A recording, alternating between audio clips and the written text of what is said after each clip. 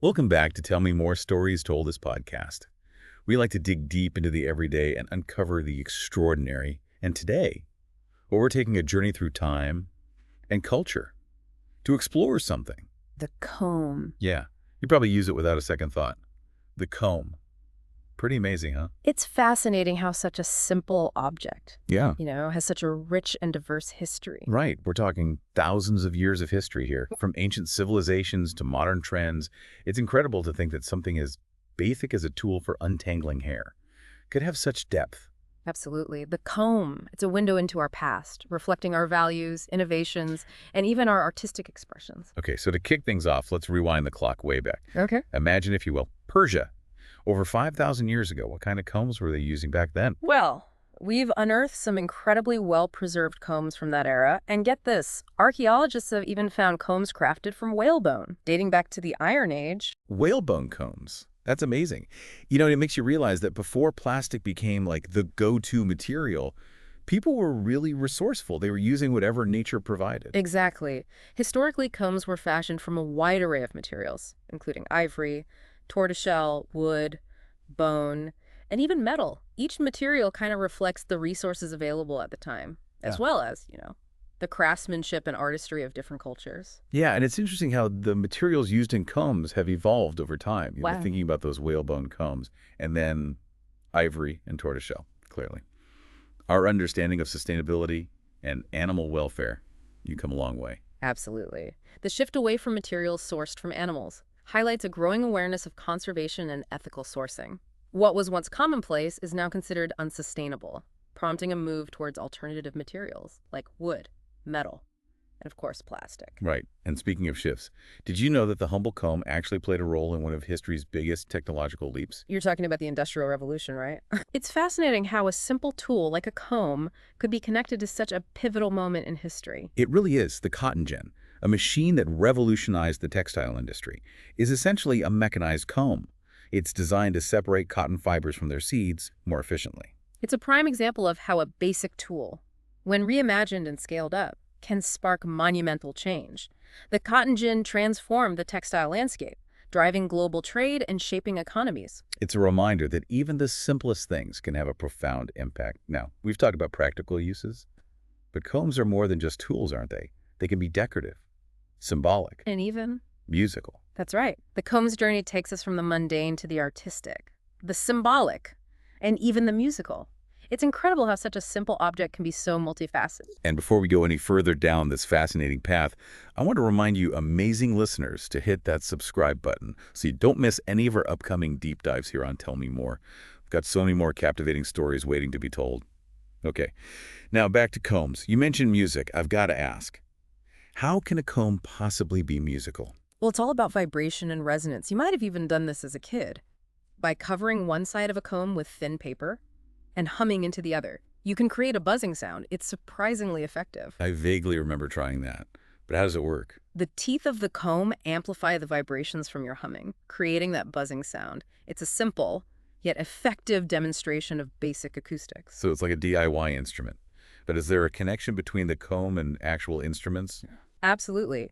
The comb and paper technique might have been an early precursor to instruments like the kazoo, which uses a vibrating membrane to produce its signature sound. And if we take that concept a step further, we see the evolution to instruments like the thumb piano, with its intricately tuned metal tines. It's fascinating to see how such a basic principle can lead to such diverse musical expressions. From a simple buzzing comb to a thumb piano, it really highlights the ingenuity of musical invention. But let's shift gears a bit and talk about a different kind of comb, one that might make some people squirm, the knit comb. Ah, the knit comb. A specialized tool designed to tackle a very specific problem: head lice. It's fascinating how this tool gave rise to a common phrase we still use today. Wait, really? What phrase? Go over something with a fine-toothed comb, this phrase, meaning to examine something meticulously, originated from the use of knit combs to meticulously comb through hair for lice. It's amazing how language can reveal these historical connections to everyday objects. That's a great example of how even the most mundane objects can have linguistic legacies. Speaking of legacies, let's talk about a comb with both practical and cultural significance: the Afro pick. The Afro pick is more than just a hair tool. It's a symbol of Black identity and cultural pride. designed specifically for Afro-textured hair.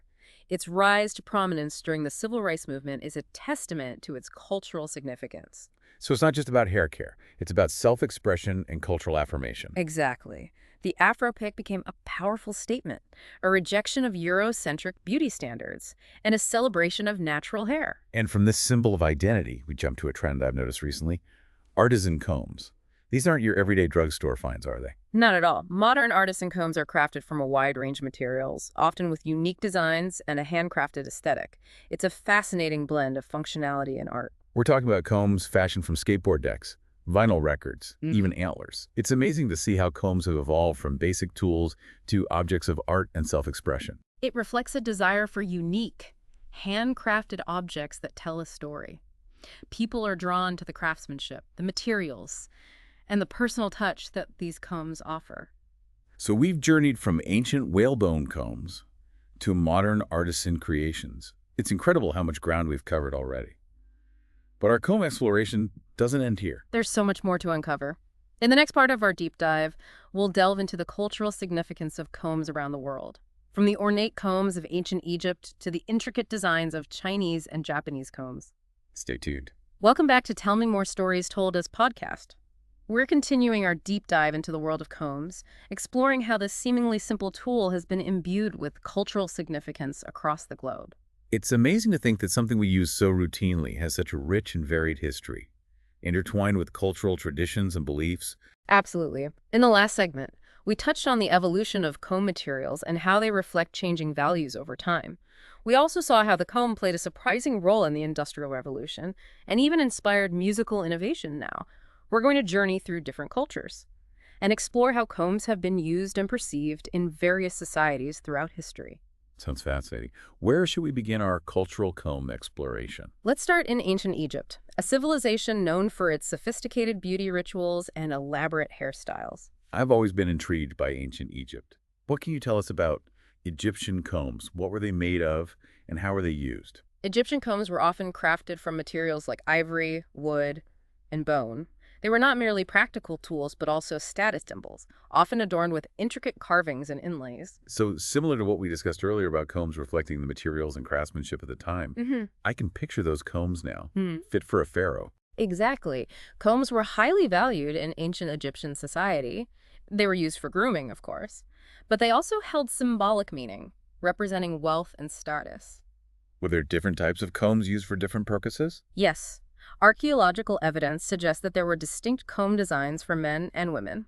Some combs were designed for detangling and styling, while others were more decorative, used to adorn elaborate hairstyles and wigs. It sounds like combs were an integral part of Egyptian fashion and self-expression. Precisely. And these combs weren't just for the living. Archaeologists have found combs buried with the deceased, suggesting their importance in the afterlife. It highlights the profound significance of personal grooming and adornment in ancient Egyptian culture. Combs as grave goods. That's really interesting. It shows how deeply ingrained these objects were in their culture and beliefs. It's a testament to how seemingly ordinary objects can hold deep cultural and even spiritual meaning. Okay, so we've explored ancient Egypt. Where to next on our global comb tour? Let's venture east to ancient China, a civilization with a long and rich tradition of comb making and usage. I'm ready for this. I'm already picturing beautifully crafted combs made from jade and adorned with dragons. Am I close? You're definitely on the right track. Chinese combs, known as shubi, have a history spanning thousands of years. They were made from a variety of materials, including wood, bamboo, jade, bone, and even tortoiseshell. Those sound exquisite. Did Chinese combs serve purposes beyond just grooming? Absolutely. In Chinese culture, combs were often given as gifts. They were symbols of good luck, prosperity, and even love. That's a lovely sentiment. A comb as a token of affection. Exactly. And certain types of combs were associated with specific occasions, for example. There were special combs used for wedding ceremonies, symbolizing the union of two families. So combs were woven into the fabric of Chinese social customs and rituals. Precisely. And their designs often reflected Chinese artistic motifs, featuring intricate carvings of flowers, birds, and auspicious symbols. It's fascinating how these combs are like miniature works of art, reflecting cultural beliefs and aesthetics. It's generally remarkable. And speaking of artistic combs, we can't forget about Japan, another country with a deep appreciation for comb craftsmanship. Yes, the Japanese kushi. I've seen pictures of these combs, And they are absolutely stunning. They are indeed. Japanese combs, like their Chinese counterparts, were often crafted from a variety of materials, including wood, lacquer, tortoiseshell, and ivory. What makes Japanese combs so unique? Their attention to detail is simply remarkable. Japanese combs are known for their exquisite craftsmanship, featuring delicate carvings, intricate inlays, and beautiful lacquer work. Can you paint us a picture of what one of these combs might have looked like? Imagine a comb made from polished wood, adorned with delicate cherry blossom carvings, or a comb crafted from tortoiseshell, with inlaid mother of pearl, depicting a serene landscape scene. Wow, these sound breathtaking. I can only imagine the skill and patience required to create such intricate designs. These combs were more than just tools. They were considered works of art, treasured for their beauty and craftsmanship. And were Japanese combs also used for specific occasions or social roles, like the Chinese combs we discussed? Yes, absolutely. Certain types of combs were associated with particular events or social roles. For instance, there were special combs for geishas, known for their elaborate hairstyles, and combs for brides, symbolizing purity and good fortune. It's amazing how combs transcend their practical function to become cultural artifacts, imbued with symbolism and meaning. They really are a reflection of the societies and values that created them. It's a testament to the power of objects to reflect our values, beliefs, and artistic sensibilities. And speaking of different societies and values, let's shift our focus to Europe. Europe, a continent with such a vast and diverse history. I'm curious to learn how combs evolved in that part of the world. What can you tell us about European combs? Well, just as in the cultures we've already discussed, combs in Europe have played both practical and symbolic roles throughout history. But before we delve into that, let's take a moment to appreciate how far we've come on our comb journey so far. From the whalebone combs of ancient Persia to the exquisite artistry of Japanese kushi. We've seen how this seemingly simple object has been shaped by diverse cultures and traditions. It's been a fascinating journey so far, and I'm eager to continue exploring the world of combs with you. But before we do, let's take a quick break. When we come back, we'll delve into the history of combs in Europe. From the ornate combs of the Roman Empire to the elegant combs of the Victorian era. Stay tuned for more captivating comb stories. Welcome back to Tell Me More Stories Told, his podcast. We're about to wrap up our deep dive into the world of combs, and I have to say, this journey has been full of surprises. It really has. We've traveled through time and across continents, uncovering the rich and diverse history of this seemingly simple tool.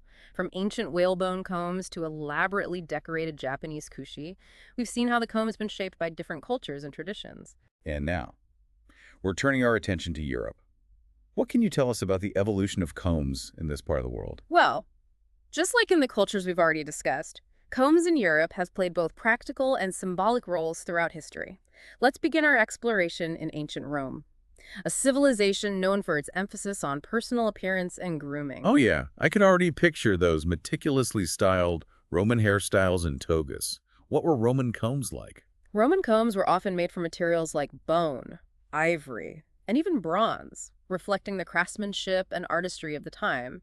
They were found in both humble and wealthy households, but the materials and decoration could vary greatly. So even back then, combs were a way to express status and wealth. Precisely. A wealthy Roman might own a comb made of ivory, adorned with intricate carvings or inlaid with precious metals, while someone less affluent might have a simpler comb made from bone. I can imagine those intricate ivory combs being displayed as prized possessions. And don't forget about the elaborate hairstyles that were popular in Roman society. Combs were essential tools for creating and maintaining those intricate styles. Right. Those towering hairstyles I've seen in Roman statues and mosaics. Combs must have been essential for achieving those looks. Absolutely. And combs weren't just used for styling hair. They were also used to apply perfumes and ointments, adding to the sensory experience of Roman grooming rituals. So Roman combs were truly multifaceted tools. It's fascinating how they reflect the sophistication and attention to detail of Roman culture. Exactly. As we move through European history, we see combs continuing to evolve in style and function, reflecting changing fashions and social norms. What happened to combs during the Middle Ages? Did they become more utilitarian? Or did they retain their decorative aspects? The Middle Ages were a fascinating period for combs. While practicality remained important, combs also took on a more religious significance. Religious significance. That's intriguing. Tell me more. During the Middle Ages, a specific type of comb called a liturgical comb emerged. These combs were often elaborately decorated and used in religious ceremonies. So not just for grooming, but for rituals as well. Exactly. Liturgical combs were often made from precious metals like silver or gold and adorned with religious iconography. They were used by priests and other religious figures as part of their ceremonial duties. Wow. That's a far cry from the simple plastic combs we use today. It's amazing how an everyday object can take on such a deeper meaning within a particular cultural context. It's a reminder that combs, throughout history, have been much more than just tools for untangling hair. They've served as status symbols, religious artifacts, and expressions of personal style. It seems like combs have always been more than just functional objects. They've reflected the beliefs, values, and even the artistry of the cultures that created them. Precisely. And as we move into the Renaissance, we see this trend continuing. The Renaissance was a period of renewed interest in classical art and culture, and this was reflected in comb design as well. Combs became more ornate and decorative, often featuring intricate carvings, engravings, and even precious stones. It sounds like the Renaissance was a glamorous time for combs. It certainly was. During this period, combs were often seen as fashion accessories, reflecting the wearer's wealth and status. They were worn by both men and women, and were often displayed as part of elaborate outfits. So combs were a way to make a statement, much like they are today. Exactly. And this trend of combs reflecting the fashions of the day continued into the Victorian era. The Victorian era, known for its elegance and attention to detail. I'm curious to hear about Victorian combs. What were they like? Victorian combs were often made from materials like tortoiseshell, ivory, silver, and jet, and they were known for their delicate craftsmanship. They often featured intricate floral designs, delicate filigree work, and even tiny portraits or landscapes. Wow. Those sound incredibly beautiful and intricate. Were these combs primarily for women? While women were the primary users of decorative combs, Victorian men also used combs. Although their combs tended to be simpler in design, functionality remained an important aspect of comb design, even during this era of heightened ornamentation. It's interesting how, even during periods of elaborate decoration, people didn't lose sight of the practical purpose of a comb. But how did combs evolve in the 20th century, with the rise of mass production and new materials? The 20th century brought about significant changes in comb production and design. The rise of mass production and the introduction of new materials like plastic made combs more affordable and accessible to a wider range of people. So combs became more democratized in a sense. Exactly. While artisan combs continued to be made, mass-produced plastic combs became the norm for everyday use. And what about modern comb design? What trends are we seeing today? Well, as we mentioned earlier, there's a resurgence of interest in handcrafted, artisan combs. People are seeking unique, high-quality combs made from sustainable materials. We're also seeing combs made from some very creative and unexpected materials, like skateboard decks and vinyl records. It's amazing to think that the humble comb, the tool that's been around for millennia, continues to evolve and adapt to contemporary trends. It's a testament to its enduring relevance in our lives. It really is. So the next time you reach for a comb, take a moment to appreciate its long and fascinating history. Think about the diverse uses it's had, the cultures it's touched, and the stories it tells. It's incredible how such an ordinary object can hold so much history and cultural significance. Thank you for taking us on this fascinating journey through the world of combs. It's been my pleasure. And to our listeners, keep exploring the world with curiosity. You never know what fascinating stories you might uncover, even in the most everyday objects. And that's our show for today. Don't forget to subscribe to Tell Me More Stories Told This podcast so you never miss an episode. Until next time, keep those combs clean and those minds curious.